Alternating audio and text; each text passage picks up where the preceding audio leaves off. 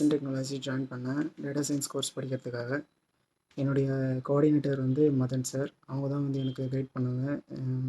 எந்த கோர்ஸ் எடுக்கலாம், எப்படி என்ரோல் பண்ணலாம் அப்படின்ற மாதிரி அட்மிஷன் அப்போது.